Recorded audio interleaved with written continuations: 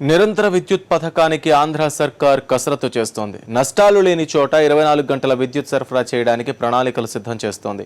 ఈ పథకం కోసం అదనంగా మరో 50 మెగావాట్లు కేటాయించాలని కేంద్రాన్ని కోరింది ఆంధ్రప్రదేశ్ సర్కార్.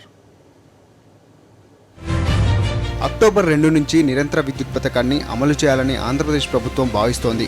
ఇందుకోసం తిరుపతి, విశాఖపట్నం కార్పొరేషన్తో పాటు 39 మండలాలను, 9 మున్సిపాలిటీలను జాబితాలో చేర్చింది.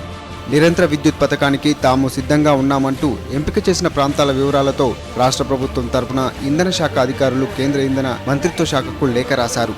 నిరంతర విద్యుత్ పథకం కోసం అదనంగా మరో 50 మెగావాట్లు ఎవరికి ఇవ్వని కోటా నుంచి కేటాయించాలని కోరారు. ఇప్పటికే 200 మెగావాట్లు ఇస్తున్న కేంద్రం తాజా ప్రతిపాదనకు సానుకూలత వ్యక్తం చేస్తున్నట్లు తెలుస్తోంది.